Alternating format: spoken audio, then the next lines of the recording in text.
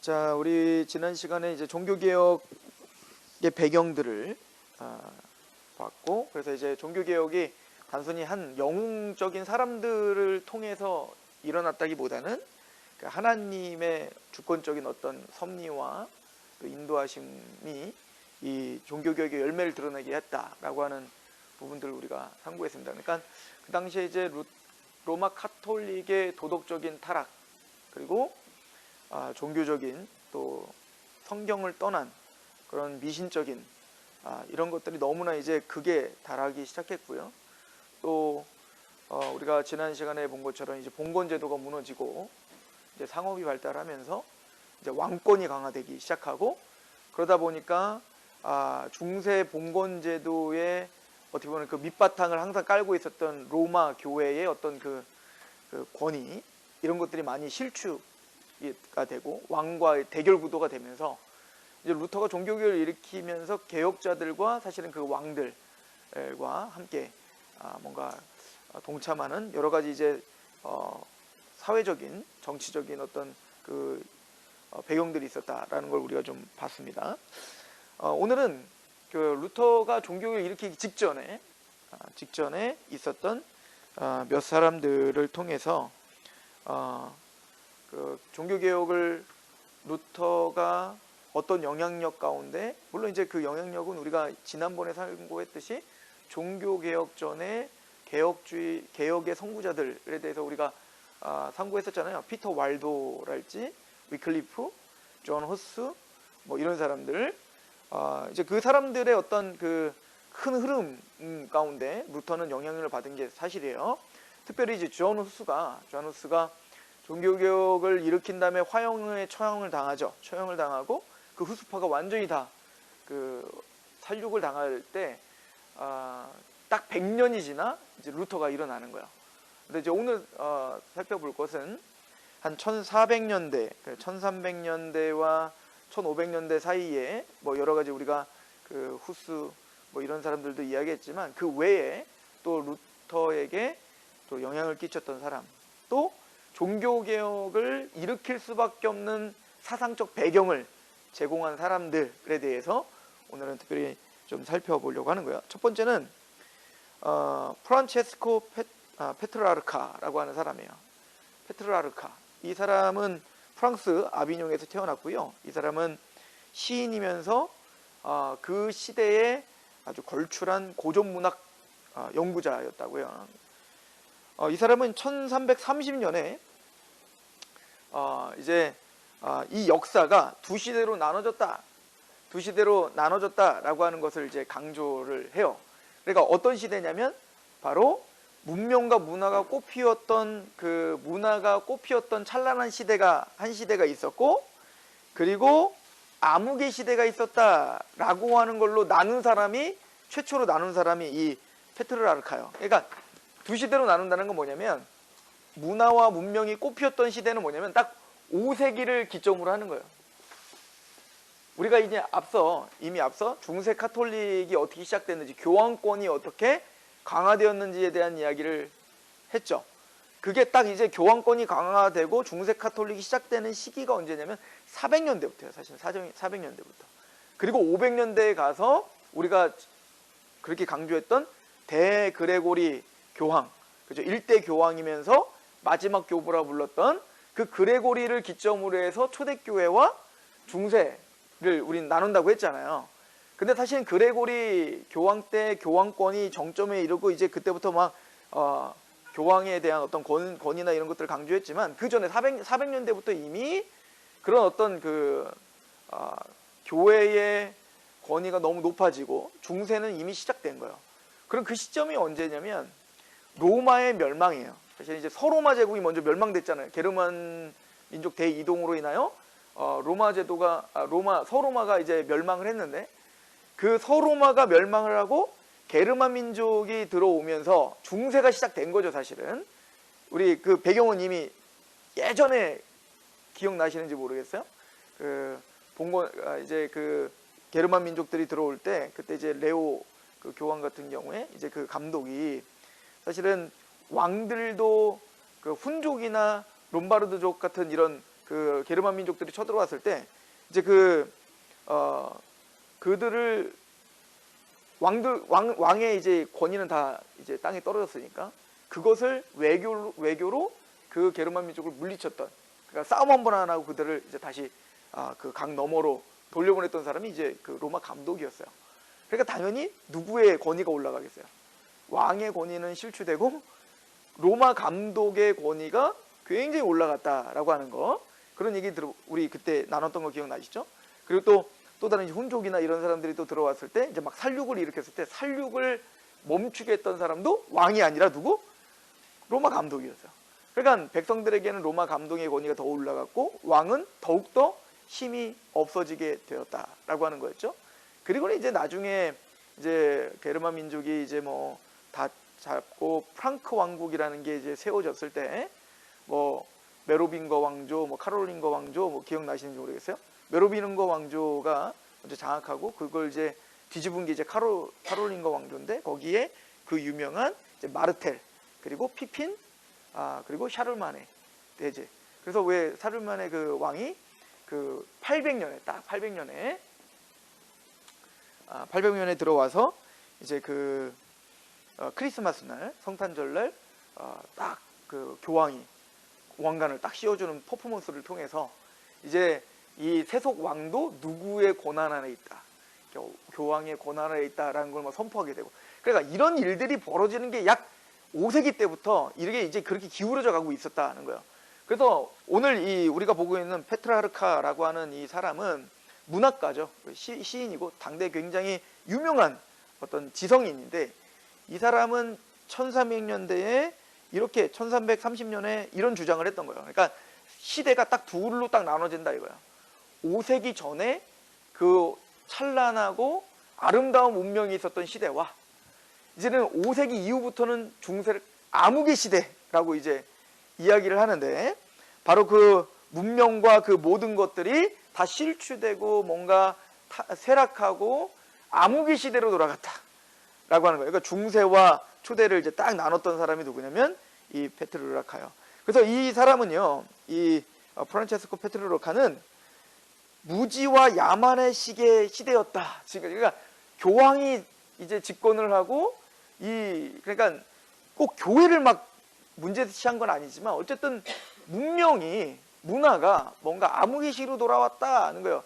그래서 이 사람이 주장하는 건 뭐냐면, 이때 등장하는 유명한 말이 있어요. 이게 바로 아드 폰테스라는 말이에요. 이게 뭐냐면 원천으로 돌아가자, 원전으로 돌아가자. 그죠? 그 원천은 어디냐면 5세기 전으로 돌아가자 이거예요. 그러니까 그 헬라 문화가 찬란했고 로마의 문명이 찬란했던 그 시기로 돌아가자 이거예요. 그죠? 이걸 이제 신학적인 의미로 본다면 뭐예요? 신학적인 의미로 본다면 다시 교부 시대로 돌아가자 이 얘기인 거예요. 이 중세 암흑의 시대 전에 있었던 그 찬란하게 정말 교리적으로나 말씀적으로 탄탄했던 어디로? 교부 시대로 돌아가자. 이런 어떤 뉘앙스를 띤 이야기를 아드 폰테스라고 하는 말을 한 사람이 페트르르카. 이 굉장히 중요한, 이것이 많은 생각들을 하게 했다는 거죠. 그래서 이 사람은 그 무지와 야만의 시대를 깰 수 있는 유일한 방법은 바로 원천으로 돌아가자 이 말이었다는 거예요. 두 번째 우리가 알아봐야 될 사람은 1407년부터 1457년까지 살았던 로렌조 발라라고 하는 사람이에요. 자, 이 로렌조 발라가 왜 중요하냐면요, 이 중세 카톨릭이 중요하게 여겼던 건 뭐냐면, 계속 이 교황권이 강화되면서 우리 카르사이 굴욕 뭐 이런 것도 보면 아시겠지만, 교황권이 강화되면서 교황들이 처음에는 교회에 자기가 주도권을 잡는 교회의 권위를 자기가 다 집중해서 권력을 장악하려고 했잖아요. 그러니까 그 교회의 권력을 다 장악한 다음에 교황이 두 번째는 뭐예요? 세속 권력을 장악하려고 했습니다. 그 세속 권력도 나중엔 카노사이 굴욕 같은 경우 보면 교황이 막 왕도 폐해버리고 막 이렇게 돼버리잖아요. 그러니까 세속 권력을 장악하면 그 다음에 교황은 거기에 만족하지 않고 그 다음 뭘까요? 사후 세계를 장악하려고 하죠. 그러니까 연옥교리를 만들고 뭐 면제부를 만들고 해서 자신이 무슨 막 사후 세계에서 막 연옥에서 빨리 천국으로 보낼 수도 있고 천국에 간 사람을 막 파면시킬 수도 있고 이런 권세가 있다라고 이제 막 교리를 만들어가는 건 이게 그러니까 끊임없는 인간 탐욕의 정점이 교황인 거예요. 그죠? 자, 그런데 그 밑바탕이다. 그러니까 교황이 세속권위를 지배해야 된다라고 주장하는 근거가 하나가 있었는데요. 그게 뭐냐면 바로 콘스탄티누스의 기진이라는 거예요. 콘스탄티누스의 기진.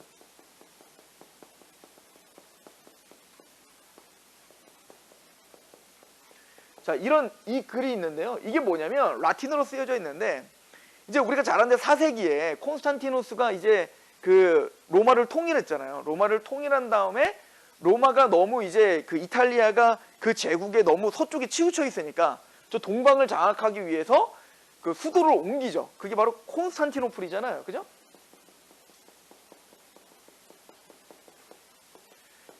콘스탄티노플로다가 수도를 옮기게 돼요. 그리고 그때부터 뭐라고 한다? 비잔틴 제국이라고 했었잖아요. 그죠? 이 콘스탄티노플, 지금의 이제 그 터키 이스탄불에 있는 곳이 바로 이 콘스탄티노플이에요. 그 콘스탄티노플로 옮기면서 이 콘스탄티누스의 기진이라는 문서에 공식적으로 이렇게 얘기했다는 거야. 그 콘스탄티누스가 아무래도 내가 그 동쪽으로 이 수도를 옮기니까 저 로마 이탈리아가 아무래도 뭔가 이 왕의 권세가 거기까지 잘 미치지 않을 수가 있으니까 그 서쪽, 로마의 서쪽은 누구에게 맡기노라? 교황에게 맡기겠다라고 그렇게 문서로 공식 선포했다는 거예요. 그러니까 중세 카톨릭의 교황들은 우리가 세속 권력, 이 로마의 황제를 장악해야 된다는 그 근거로다 뭘 사용한 거예요? 이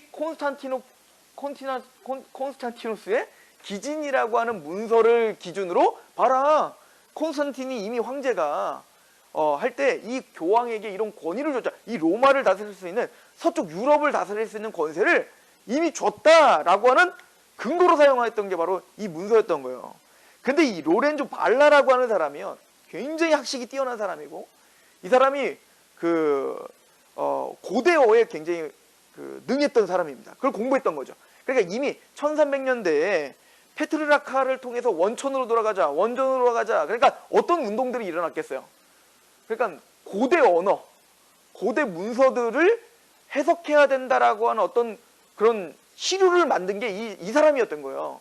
아도 폰테스라고 하는 그런 시류를 만들었던 거죠. 그런 시류 가운데 1400년대에 로렌조 말라라고 하는 사람이 라틴어, 고대 라틴어도 변형됐을 거 아니에요? 그런 고대 라틴어도 연구하고 뭐 고대어도 연구하면서 이 콘스탄티누스의 기진이라는 그 문서를 집중적으로 분석한 거예요. 근데 보니까 그래, 이게 만약 콘스탄틴이 만약에 이거를 그렇게 공부한 거라면 콘스탄틴이 4세기의 사람이잖아요.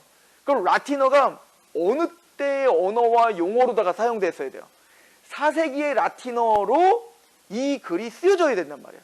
근데 이 사람이 정밀 분석을 해보니까 이 언어와 이 용어 자체가 4세기 게 아니라 그 4세기의 문서들을 다 비교 분석해보니까 4세기 게 아니라 8세기 거더라.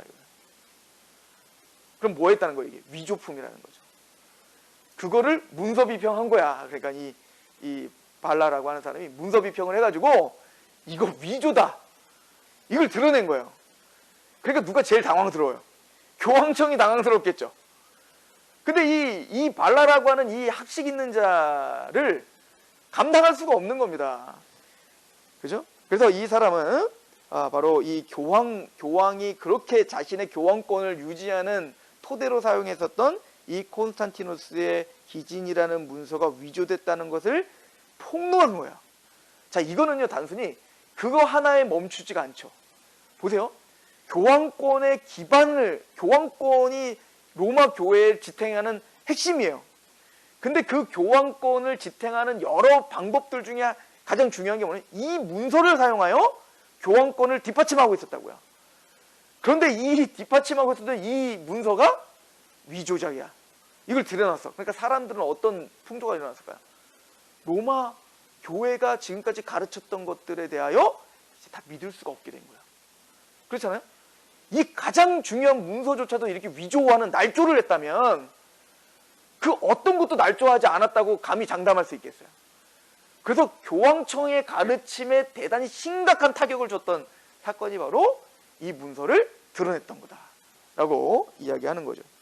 게다가 이 로렌조 말라가 더 유명한 이유는 뭐냐면 이 문서를 폭로한 것뿐만 아니라 이 사람은 원래 그 사람들이 이제 성경 라틴어로다가 이제 그 번역을 했다고 했죠. 제롬이 우리 왜 예전에 초대교회 얘기하면서 초대교회에서 기억해야 될 그 선생들 해갖고 제일 먼저 제롬 배웠잖아요, 그죠? 제롬, 뭐 어거스틴, 암브로시우스, 뭐 크로스토스톰 뭐 이렇게 배웠을 때 그 제롬이 했던 가장 중요한 게 뭐냐면 성경 라틴어로 번역한 이걸 불가타역이라고 해요. 불가타역. 근데 처음에 이 제롬이 라틴어 불가타역을 번역했을 때 목적은 뭐였죠? 신앙의 가장 중요한 건 뭐였다는 걸 알았던 거야. 성경인 걸 알아서 라틴어 그 당시에 번역되는 게 없으니까 라틴어로 성경을 번역하여 모든 성도들이 교회가 성경 위에 세워지길, 믿음 위에 세워지기를 소망하는 마음으로 세웠더니만 나중에는 로마 카톨릭이 교황권이 올라가면 이게 그러니까 하나가 삐뚤어지면 다 삐뚤어진다고 했죠. 교황권의 권위가 올라가고 신성시되면서 교황이 있는 그 로마 이탈리아가 신성한 곳이 되고 그 나중에는 이제 모든 교회들이 다 어디로 성지순례 가요? 저 팔레스틴 땅도 성지순례를 가지만 또 어디를 성지순례 하는 거예요? 로마를 성지순례 가는 거예요. 이따 루터 이야기도 그래 로마 성지순례 하는 게 루터의 꿈이었다니까요. 죄사함 때문에. 그런 것처럼 로마가 성지가 될 뿐만 아니라 로마 교황이 쓰고 있는 언어 라틴어가 뭐가 되는 거예요? 하나님의 언어가 되는 거야. 그러니까 라틴어로 번역된 이 제롬의 불가타역은 뭐가 되는 거예요? 유일한 영감받은 성경이 되는 겁니다. 게다가 그때는 뭡니까? 헬라어 히브리어에 대한 별로 중요성이 없었으니까 중세 카톨릭은 무한 성경이 뭐라고 믿었던 거예요? 라틴어 성경, 이 불가타역이라고 믿었던 거예요. 근데 이 로렌조 말라는 라틴어에 능숙했다니까요. 자, 그래서 이 사람이 어떻게 했냐면 뛰어난 또 그리스어 실력도 있었어. 그러니까 언어도 그리스어, 헬라어도 잘했기 때문에 헬라어 성경을 라틴어로다가 자기 스스로 번역도 하고 그리스어 성경도 발간을 하는 거예요. 자, 그러다 보니까 자신의 라틴어 실력과 그리스어 실력으로 그 제롬이 번역했던 불가타역을 분석해 보니까 오류가 있다라고 이제 이야기를 한 거예요. 이거 굉장히 큰 파장이 일어난 겁니다. 그러니까 이 로렌조 발라는 정말 교황청이 보기엔 너무너무 싫은 사람이죠.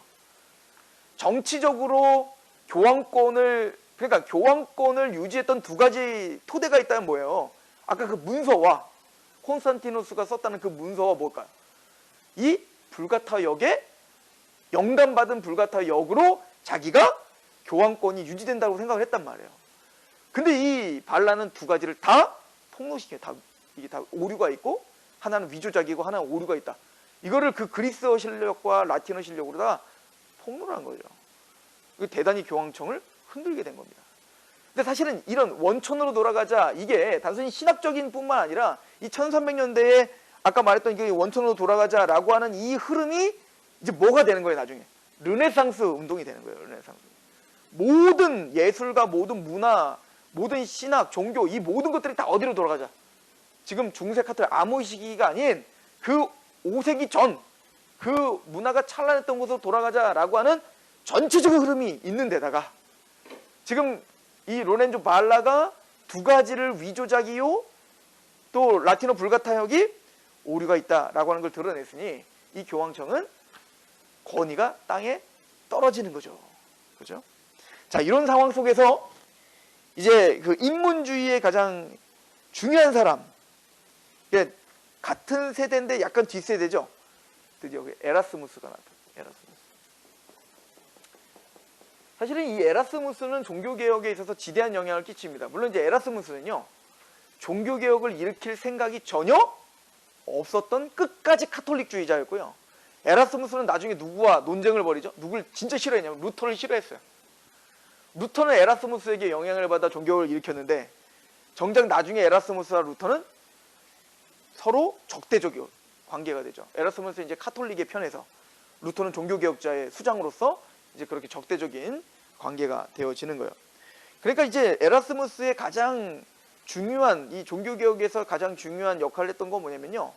이 에라스무스가 바로 성경을 그리스어로 번역했다는 겁니다. 근데 이미 그러니까 에라스무스가 번역하기 전에 이미 누가 있었다는 걸 기억해야 된다는 거예요. 로렌조 말라라가 있었다는 걸 기억하는 거예요. 이게 한순간에 막 한 게 아니라 이미 페트라르카를 통해서 아드 폰테스, 원천으로 돌아가자는 운동과 그 다음 시대에 바로 로렌조 말라가 바로 그리스 성경에 대한 중요성을 부각시킨 것, 그리고 이걸 정교하게 그리스어로다 신약 성경을 완전하게 이제는 번역한 사람이 누구냐, 바로 에라스무스였다. 그죠? 사실은요, 이 에라스무스는요, 에라스무스도 그 당시에 카톨릭에 대한 문제점을 알고 있었어요. 도덕적 타락. 그죠? 그래서 이 에라스무스의 바램은 뭐였냐면, 그리스어로다가 다시 원전을 다시 복원시켜서 교회가 성경적으로 꼼꼼하게 연구를 하여서 윤리적 도덕적으로 이 교회가 조금 더 개혁되길 바랬었던 거예요. 그래서 이거를 번역을 해서 누구에게 딱 바치냐면요, 교황에게 바쳐요. 교황에게 바치니까 교황도 그것을 너무 기뻐하죠. 이 그리스어 성경이 이 교회의 탄탄한 기반이 되기를 원하노라. 그러면서 막 굉장히 이뻐요. 근데 이 에라스무스의 이 신약 성경 헬라어 번역이 어떤 파장을 일으킬지는 전혀 그때까지는 감을 잡지 못했던 거죠. 근데 예를 들어서 불가타 역에는 마태복음 4장 우리 2페이지 그 구텐베르크 전에 있죠. D번에 보면 불가타 역에 예를 들어서 마태복음 4장 17절에 보면 거기에 이제 고해하라라고 이제 번역을 해놨어요. 그래서 이 구절을 근거로 뭐를 당위하는 거예요? 고해성사 있잖아요. 고해성사. 이거를 하게 하는 거예요. 그러니까 신부에게 와서 내 죄를 고해성사해서 죄사함 받아야 된다라는 근거 구절로다가 마태복음 4장 17절을 사용했던 거예요. 근데 이 에라스무스가 이것을 헬라어로 번역을 해보니까 이건 고해하라라고 번역하면 안 되고 참회하라가 맞다. 그리고 좀 더 연구해보니까 참회하라보다는 네 마음을 바꿔. 우리가 말하는 회개. 그러니까 하나님 앞에서 우리 마음을 돌이키는 것이지, 이게 어떤 사제에게 와서 내 죄를 고해해가지고 죄산 받으라는 얘기가 아니란 말이에요. 근데 에라스무스는 그걸 공격할 대상으로 쓴 게 아니라 그냥 원어가 그거니까 그렇게 번역을 잘 한 거야. 근데 나중에 이게 뭐예요? 이런 식으로 모든 성경에 카톨릭이 그 불가타역에 다 끼워 맞춘 것들이 드러난 거예요. 예를 들어 신천지가, 우리는 개혁 개정을 보잖아요. 근데 걔는 개혁 성경을 계속 보거든요. 왜 그러냐면 걔네는 개혁 성경으로만 봐야 개혁 성경의 번역본은 사실 오류가 있어요. 그리고 애매한 것도 있고요. 근데 그 개혁 성경에서 말하는 그 단어가 거기에 교리를 다 맞춰놨기 때문에 개혁 개정으로 보면 그 교리가 안 맞는 게 너무 수두룩한 거예요. 그러니까 개혁 개정만이 하나님께 영광 받은 것처럼 막 그렇게 개혁 개정만을 얘기하는 이유가 거기 있는 거거든 말이에요. 근데 로마 카톨릭도 그랬던 거야. 불가타 역에 1000년 동안 이 불가타 역에 모든 교리를 다 껴 맞춘 거예요. 그런데 이제 헬라어가 번역이 됐어. 그러니까 이 불가타 역이 오류가 없어야 되는데 이렇게 오류들이 너무 많은 거죠. 그러니까 이 불가타 역에 오류가 있다는 얘기는 그 불가타 역을 기준으로 만든 카톨릭의 모든 교리가 오류 투성이라는 게 드러나는 거잖아요. 근데 에라스무는 여기까지 생각은 안 했던 거야. 근데 이거를 발견한 게 뭐예요? 개혁자들이 원전을 보니까 이 카톨릭이 가르치는 내용들이 성경에서 완전 다 떠난 얘기다라는 것을 알게 되는 계기가 뭐냐면 바로 이 에라스무스의 신약 성경 헬라어 번역본이었던 거예요. 루터가 이 번역본을 나중에 이제 제가 루터의 회심에 대한 이야기를 하면서 알겠지만 이제는 신학자가 돼가지고 이 헬라어를 보게 되고 시편과 로마서와 갈라디아서를 집중도로 연구하면서 회심을 겪게 되는 겁니다. 그렇죠? 게다가 아까 말했던 우리 그 페타라르카나 로렌조 말라나 그리고 이 에라스무스가요, 차라리 대학교에서 자기들끼리 무슨 상아탑 안에서 그냥 자기들끼리 그냥 논쟁하고 논문으로 그쳤으면 상관이 없는데, 이때 우리 그 종교개혁에 있어서 왜 루터가 하나님 주신 가장 큰 선물이라고 했던 게 뭐였어요? 인쇄술이잖아요. 인쇄술이 발달하니까 이제는 아까 말했던 그런 문서들이, 책들이, 카톨릭의 오류 투성인 것을 드러내는 책들이 날개 돋친 듯이 막 퍼져나가는 겁니다. 그러니까 이제는 그 전 유럽의 카톨릭의 오류, 교황의 오류, 이런 것들이 어떻게 될까요? 드러나기 시작한 거예요. 그래서 이 종교개혁의 가장 중심에 뭐가 있다? 이 구텐베르크의 인쇄술이에요. 게다가 이 구텐베르크가 제일 처음 뭔가 찍어내서 책을 찍어내야 되잖아요. 제일 처음 찍어낸 게 뭐냐면 바로 라틴어 성경이었어요. 그러니까 구텐베르크 인쇄술을 통하여 이 성경이 이젠 대량 복사되어 누구에게? 많은 사람들에게 다 보급이 되기 시작하는 겁니다. 그러니까 이제 바야흐로 이제 뭐가 된 거예요? 성경의 시대가 도래한 거죠. 하나님 그걸 다 그렇게 주장하게 된 거야. 문제의식이 생겼죠? 성경이 번역돼 보급되죠? 이제는 많은 사람들이 이제는 그것들을 다 확인할 수 있는 시대가 된 거예요. 그죠? 자, 이런 시대 가운데 루터가 이제 등장을 하는 겁니다. 자, 이제 루터의 이야기를 좀 해볼게요. 루터 전에, 루터 직전의 개혁자들을 좀 얘기하고 가야겠네요. 이건 좀 그냥 쭉 읽을게요. 요하네스 프루페라고 하는 사람입니다. 1400년대부터 1475년이에요. 그러니까 루터가 1517년에 이제 종교를 일으켰으니까 그 전에 충분히 이 요하네스 프루페나 이런 사람들의 저작들을 다 볼 수 있었던 사람들이죠. 자, 이 요하네스 프루페라고 하는 사람은 타락한 교회 안에 실질적인 교회 개혁이 이루어지지 않고 많은 학자들이 불만이 점점 증폭되어 가고 있었어요. 그렇죠? 이런 책들은 자꾸 발간되죠. 교회는 전혀 변화될 기미가 없죠. 끊임없이 더 타락하죠. 교황은 더 탐욕스럽게 되죠. 그러니까 이제는 전 유럽이 교회가 바뀌어야 된다라고 하는 것은 다 갖고 있었어요. 그런 마음들이. 그죠? 그래서 사람들은 이제 아까도 말했지만 바야흐로 어떤 시대가 됐죠? 성경이 보급되는 시대가 됐잖아요. 그러니까 교회가 바뀌어야 되는데 철저하게 무엇을 통해서 바뀌어야 된다고 인식하기 시작한 거예요. 말씀, 성경을 통해서 바뀌어야 된다라고 하는 인식들. 게다가 이게 이미 앞에서 야누스랄지 또 그런 왈도파가 계속 유지되면서 그런 종교적인 사상들이 계속 퍼져나가고 게다가 아까 말했던 세 사람의 어떤 영향력들 이게 다 연합되어 이런 분위기를 조성한 거예요. 그런 상황 속에서 요하네스 프루페라고 하는 사람이 독일에서 공동생활 형제단에 의해 교육을 받아. 이게 중요합니다. 공동생활 형제단 나중에 누가 영향을 받냐면 루터가 영향을 받는 거예요. 근데 이 요하네스 프루페도 독일의 공동생활 형제단에서 교육을 받았고요. 이 사람은 성직자의 이중적인 생활과 독신주의와 교황 무오류설을 비판하고 도덕적인 개혁을 촉구했습니다. 그러니까 성경을 보면서 교황의 무오류설이나 이런 것들이 다 거짓된 거다라고 힘있게 얘기하기 시작한 사람이죠. 그래서 그는 이 세상에 오류가 없는 것은 오직 뭐밖에 없다? 성경밖에 없다라고 이제 주장을 하게 된 거예요. 그리고는 우리가 두 번째 기억해야 되는 건 요하네스 베셀이라고 하는 사람입니다. 이 요하네스 베셀은 스위스 바젤의 바젤 대학교에서 교수 생활을 했던 사람인데 굉장히 뛰어난 설교가였다고 해요. 그는 성경을 연구하면서 은혜에 의한 구원, 그러니까 행함이 아니라 오직 은혜를 구원받고 은혜를 연구하다 보니 하나님이 우리를 이미 예정하셨다라고 하는 걸 선포한 사람이 바로 요하네스 베셀. 이 사람이 왜 이렇게 했을까요? 뭘 연구했냐면 어거스틴을 연구한 거예요. 어거스틴의 신학과 또 성경을 통하여 바울의 신학들을 연구해보고 오직 은혜로 예정, 그러니까 이미 우리 장로교가 배우고 있는 것들이 이미 다 루터와 칼빈이 있기 전에 이미 차근차근 다 정리가 됐었다. 이미 왈도 할 때 이미 다 얘기했잖아요. 왈도 할 때 이미 우리가 믿고 있는 장로 정치들은 이런 게 다 이미 다 구축되어 있었다니까요. 시대를 잘못 타서 그렇지. 죽임당한 거지. 그래서 그는 아우구스티누스의 은총신학과 예정교리를 지지하다가 교황에 의해서 어떤 출교 처분을 나옵니다. 근데 이 사람이 이제 뭐라고 하냐면 심판은 오직 누구만 하시는 거다. 하나님이 하시는 거다. 그리고 교황의 처분을 받아들이지 않습니다. 예, 이제는 이제 이렇게 막 나갈 수 있는 시대가 된 거죠. 그죠? 예전과는 좀 달라요. 그죠? 그러니까 시류가 이미 많이 교회에 대한 불신이 가득한 시대가 되었다는 걸 우리 인식할 수 있는 거죠. 그래서 요하네스 베셀은 그가 교회의 부패가 계급적인 구조로부터 온다는 걸 보고 사제주의를, 그러니까 모든 이 문제의 근원은 뭐라고 생각한 거예요? 사제들, 계급주의. 결론은 교황주의입니다. 교황주의와 사제주의. 그러니까 사제는 뭔가 다르다.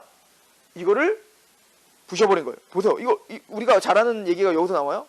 요하네스 베셀은요, 교회 부패가 계급적인 구조로부터 온다고 보고 사제주의를 거부하고 만인은 그리스도 안에서 평등하다는 원리를 기초하여 만인 제사장주의와 평신도 운동을 전개했어요. 이게 루터가 혼자 창안한 게 아니라 이미 그 선배들에 의하여 이미 사제주의의 잘못된 점을 인식하였고 만인 제사장주의를 설명하고 있었다. 루터는 혼자 큰 사람이 아니에요. 이런 여러 가지 믿음의 사람들을 점진적으로 하나님은 계속 끊임없이 죽여도 또 나오게 하고 죽여도 또 나오게 하고 그 진리를 계속 전달하는 이런 사람들을 통하여 유유히 하나님은 일을 하고 계셨고 그 꽃을 피운 게 누군가요? 루터였다라고 하는 거죠. 게다가 면죄부 판매가 성경의 지지를 받지 못한다는 걸 이미 주장했어요. 루터 95조 방방문에서 쓰여 있는 것을 이미 이 요하네스 베셀이 다 얘기한 거죠. 그리고 간스포르트 베셀, 이거는 지난번에 우리가 맨 끝에 간단하게만 얘기했던 사람인데 이 간스포르트 베셀은 1420년에서 1489년, 그러니까 루터가 이미 살아있을 때예요. 그죠? 이 사람은 네덜란드 사람인데 간스포르트 베셀은 성경적인 개혁을 촉구했는데요. 이 사람도 공동생활 형제단에서 양육을 받았어요. 그죠? 그리고 이 사람은 그리스어와 히브리어를 독학으로 공부한 다음에 파리 대학과 하이델베르그 대학에서 교수 생활을 했던 사람입니다.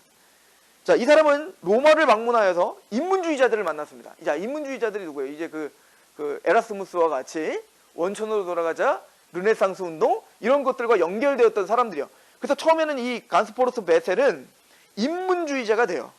그런데 성경을 통하여서 끊임없이 성경을 연구하다 보니까 그 인문주의자적인 어떤 사고체계로 원천으로 돌아가자라고 하는 사고체계로 성경을 파고들어 보니 복음주의적 개혁자가 되는 거예요, 이 사람이. 그래서 이 사람은 라틴어 벌게트역을 영감받지 않았다라고 이제 주장하기 시작합니다. 이미 앞에서 설명했던 거잖아요. 이미 앞에서 그러니까 말씀과 원전과 하나님의 말씀만을 추구하면 벌게트역을 영감받았다는 게 얼마나 날조인지 다 아는 거죠. 그리고 교황의 무호함을 부정하고요. 오직 성경만이 무오류하다고 주장하기 시작했고 성경만이 신앙생활에서 최종적인 권위가 되며 교황은 천국 열쇠를 가지지 않았다. 그리고 순례, 성지순례랄지 뭐 로마건 뭐 팔레스틴이건 성지순례랄지 고행 그 어떤 것도 하나님의 은혜를 받는 수단이 될 수 없다. 오직 하나님의 은혜는 하나님이 정해주신 은혜의 방편 말씀을 통해서만 은혜를 받는 거다. 이거를 이미 간스포르트 베셀이 주장하기 시작한 거예요. 그래서 나중에 루터가 우리 지난번에 베셀 얘기하면서 그 얘기했잖아요. 루터가 베셀에 대한 이야기를 하면서 근데 베셀의 책을 루터가 본 거는 종교개혁을 일으킨 후에 봤어요. 그래서 루터가 뭐라고 했냐면 내가 만약에 베셀의 책을 보고 종교개혁을 했다면 많은 대적자들이 내가 베셀을 따라했다고 얘기했을 것이다. 왜? 베셀의 이야기와 나는 이미 똑같다라고 이야기했어요. 그러니까 이 간스포르트 베셀은 루터가 있기 전에 이미 루터의 모든 가르침을 앞서서 다 얘기하고 있었다라고 하는 거죠. 그래서 베셀은 교회를 지상에 있는 경험적인 교회와 천상에 있는 교회를 나눕니다. 그러니까 로마 카톨릭의 특징은 뭐냐면 카톨릭은요 이 땅의 교회와 천상의 교회를 나누는 그러니까 이 땅의 교회가 그냥 하나님 나라라고 생각했다고요. 근데 베셀은 오늘날 우리가 보여지는 교회와 보이지 않는 교회로 나누거든요. 그러니까 보여지는 교회는 뭘까요? 오류가 있어요. 예를 들어서 우리 상록교회 오류가 없어요? 오류가 있죠. 그걸 인정하는 거예요. 그러나 천상에 있는 진짜 보이지 않는 하늘의 영광스러운 사랑스러운 교회는 오류가 없어요. 그러므로 교황이 있는 이 로마 교회는 오류가 있다. 이거를 이제 더 논리적으로 신학적으로 설명한 사람이 이 간스포르트 베셀이다. 자, 이런 상황 속에서 루터는 이런 신학적인 어떤 정황 속에서 이런 가르침과 이런 시대적 문화 속에서 아주 훌륭하게 성장한 사람이 바로 루터였던 거죠. 이런 씨앗들이. 자, 루터는 1483년 11월 10일 독일 아이슬레벤에서 한스 루터 아버지에 의해서 태어났습니다. 이 마가렌 루터와 한스 루터 사이에서 8자녀 중에 둘째 아들로 태어났대요. 아버지 한스 루터는 아이슬레벤에 있는 구리광산에서 광부로 일했어요. 이거 왜 구리광부? 그러니까 이 집안이 뭐예요? 구리광부 집안인 거예요.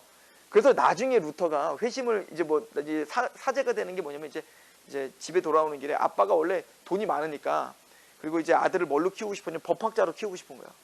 그리고 돈 좀 많이 벌고 그러라고. 근데 이제 루터가 집으로 돌아오는 길에 번개, 천둥번개를 치는 걸 봤어요. 벼락이 치는 걸 봐요.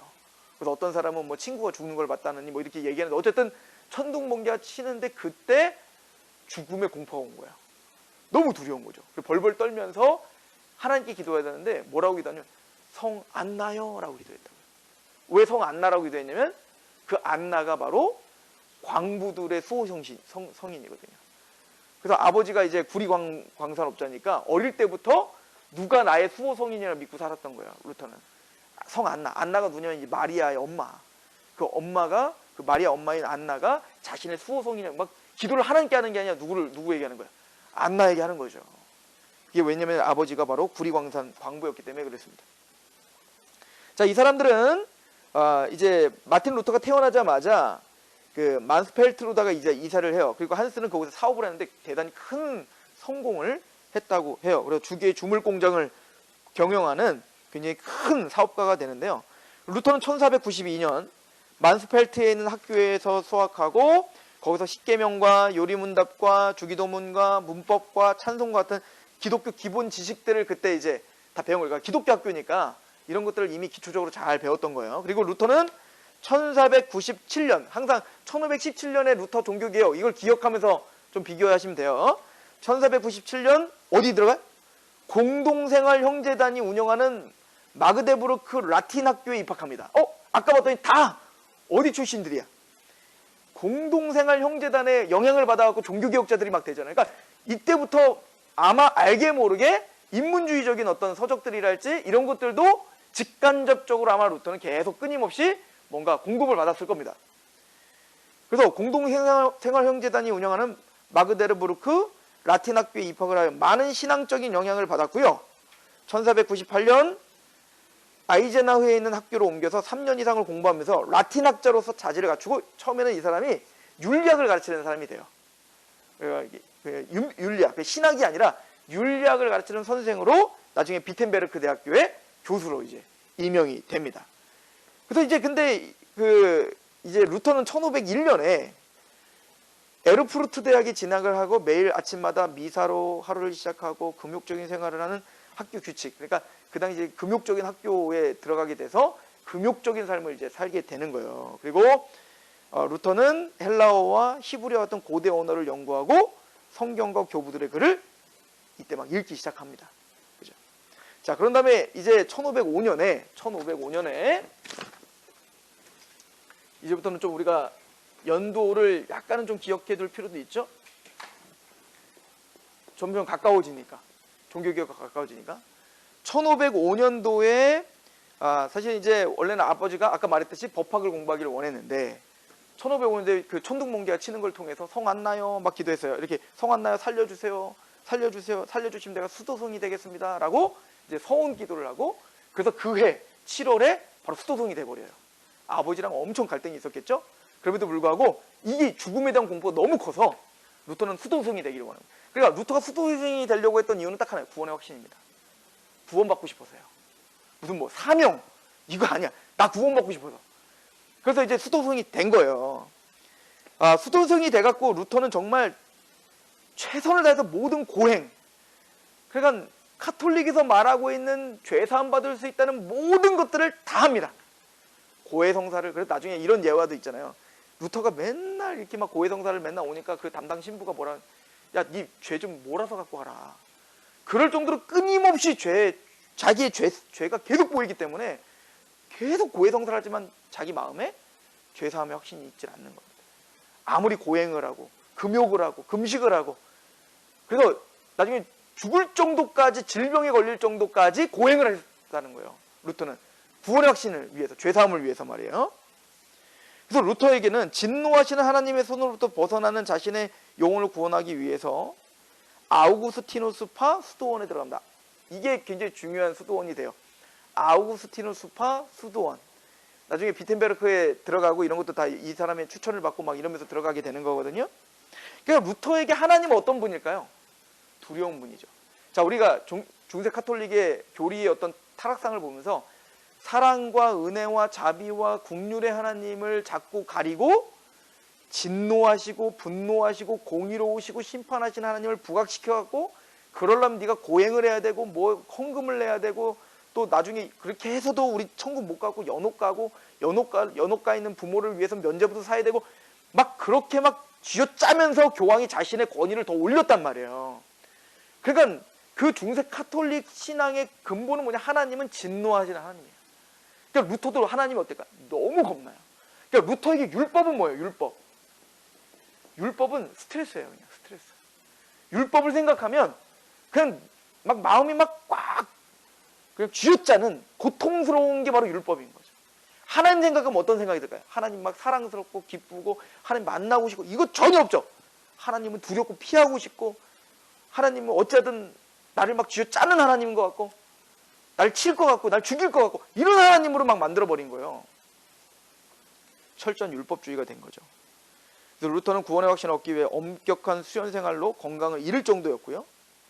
그는 교회가 양심의 가책을 해소하려고 제정한 모든 수단을 이용했지만 아무런 평안도 누리지 못합니다. 그래서 루터가 이런 이야기를 했다고요. 이 오독교 총장님 그 글을 그대로 제가 인용한 겁니다.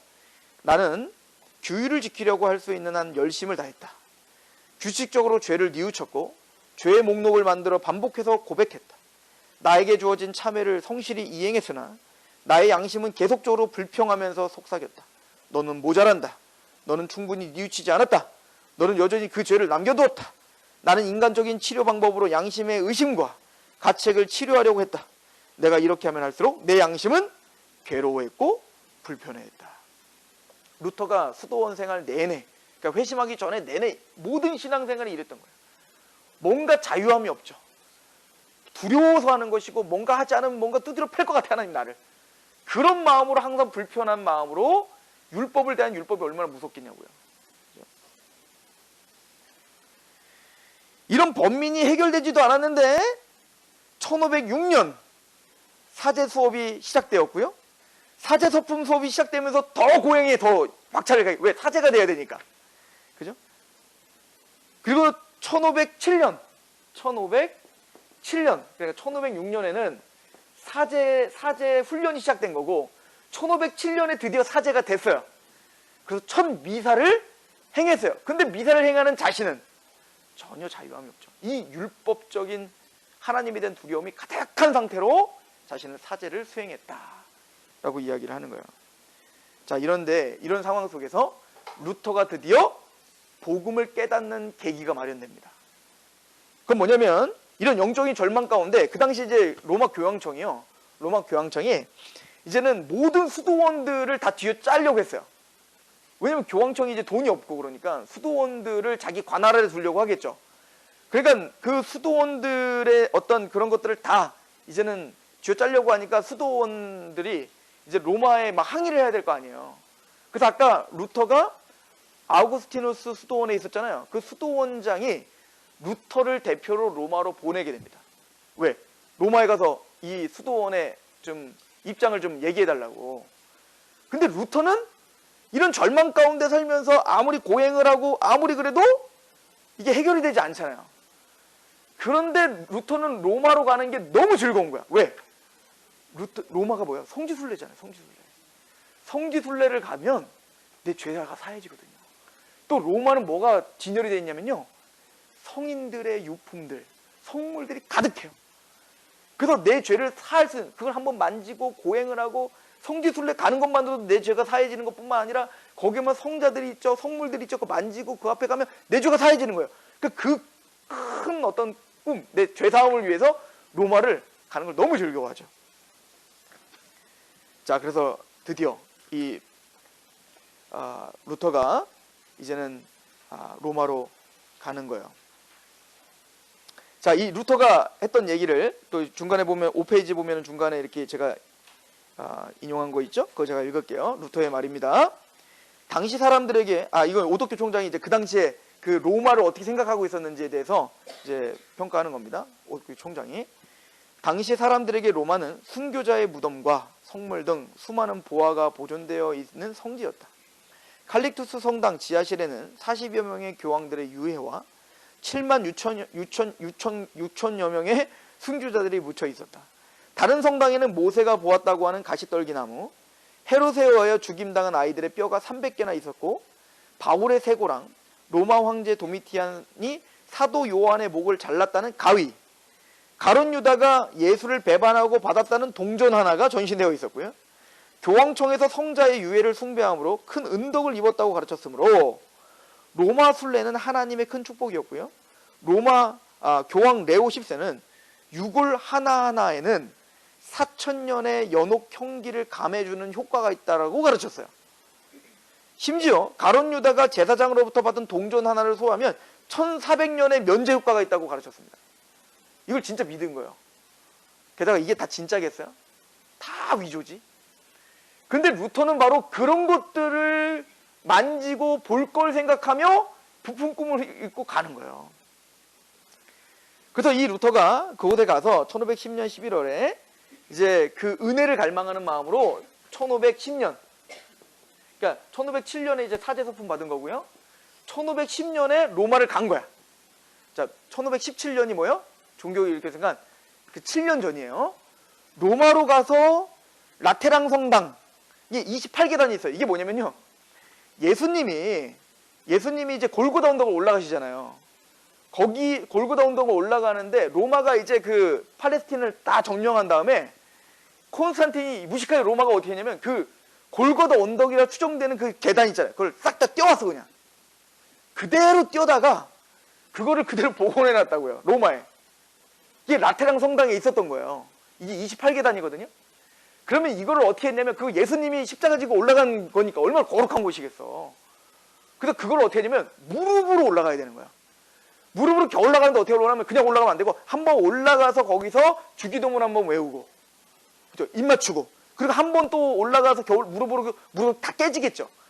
깨 올라가서 주기도문 외우고 또 입 맞추고, 이렇게 28계단을 올라가면 죄사함 받는다, 이렇게 생각했던 거야. 그러니까 루터도 제일 먼저 가서 뭐 했을까요?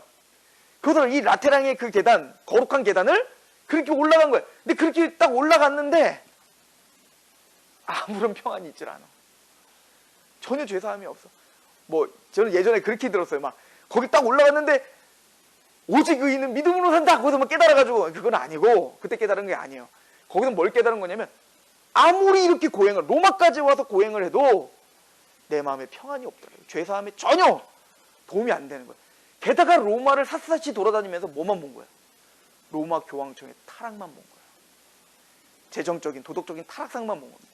루터가 충격을 받고 다시 비텐베르크로 돌아오게 돼요. 그리고는 사실은 루터가 회심한 것만으로 탑 속의 체험이라고 하는 게 굉장히 유명한데요. 이제 이 루터가 다시 돌아와가지고 아까 아우구스티누스 수도원에 탑이라고 하는 곳이 있어요. 그곳에서 이제 숙사, 거기서 이제 공부를 한 거예요. 혼자.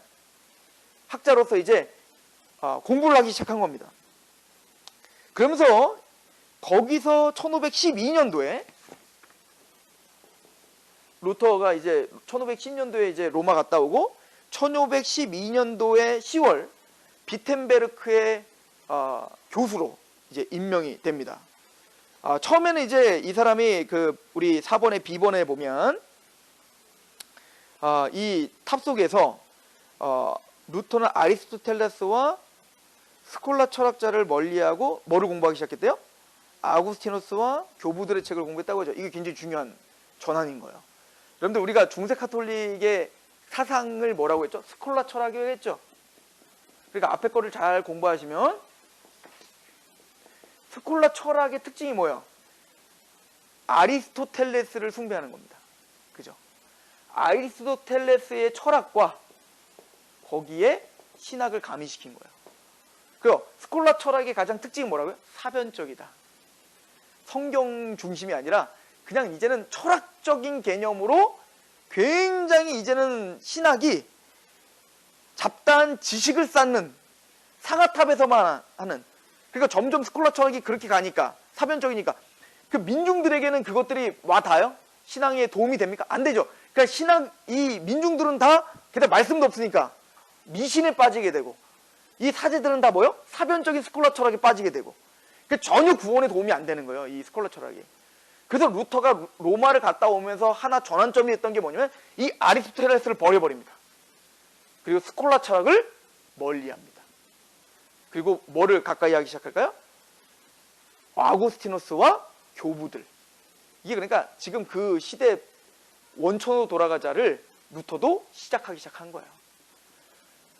자, 그러면서 1512년에 비텐베르크 신학 박사를 받게 되고 혼자 공부하면서 그 탑에서 공부를 하면서 성경 교수로 부임하게 되면서 이 사람이 이제 뭐에 집중할까요? 성경 연구에 집중하기 시작해요. 그러면서 이 사람이 루터가 원어 공부를 착실히 해놨겠죠. 그리스어와 히브리어의 공부를 하게 되는 겁니다. 그리고 원어로 성경을 비교하면서 보면서 첫 번째 시편을 처음에 강의를 했대요. 근데 이 시편을 보면서 충격적인 거 하나를 깨달아요. 특별히 시편 22편에 보면 그 다윗이 고백, 엘리엘리라마 사박단, 예수님이 고백했던 그 고백 있잖아요. 하나님 왜 나를 버리십니까? 라는 그 고백에 충격을 받아요. 루터가 이걸 뭐라고 깨닫냐면 예수께서 이 다윗의 이 하나님과 단절되는 그 고통을 노래했는데 이 노래가 바로 예수님의 심령인데 주여 주여 왜 나를 버리셨습니까? 하나님과 한 번도 연합해서 분리되지 않은 죄가 없으신 예수님이 왜 이런 고통 가운데 하나님의 단절을 맛봐야 됐을까 하다가 자신의 모습이 비춰진 거예요. 자신의 인생이 어땠어요? 죄 가운데 자신은 버림당한 자처럼 구원을 받을 수 없는 그런 지옥의 자식인 것처럼 느껴진 자신의 철저한 자신의 죄된 모습을 보게 된 거죠. 그리고 예수님의 이 부르짖음이 나를 대신하여 하나님과 끊어지는 예수님의 고통이었다는 걸 알게 된 겁니다.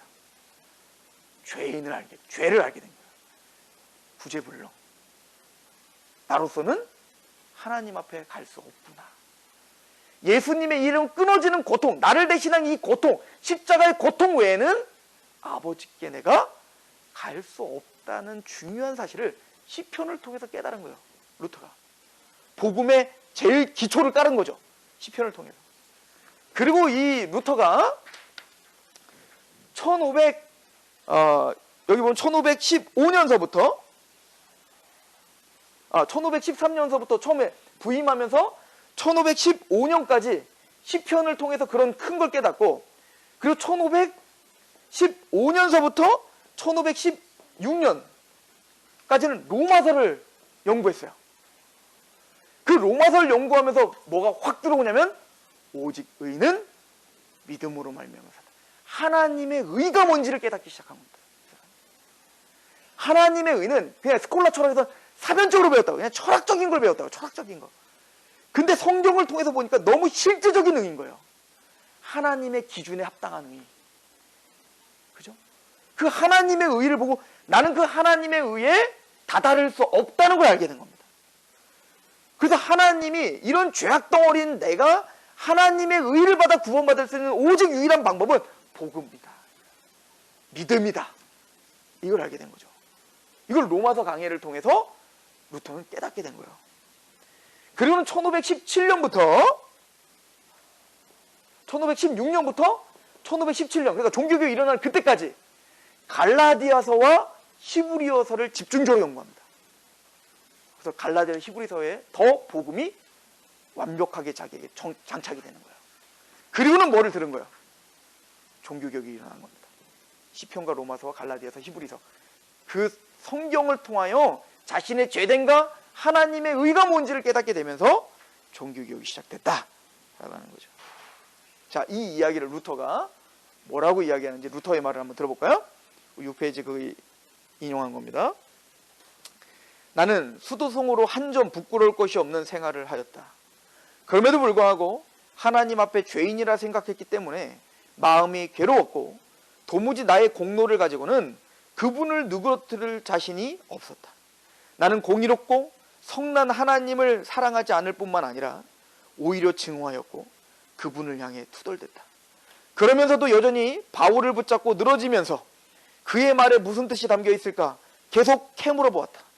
밤낮을 가르지 않고 곰곰이 생각하던 어느 날 하나님의 의와 의인은 믿음으로 산다는 말 사이에 어떤 관련이 있다는 것을 깨닫게 되었다.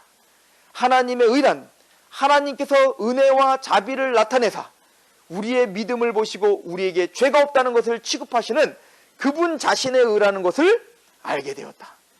그 순간 새로 태어나게 되었고 활짝 열린 문을 통해 낙원에 이른 기분이 들었다.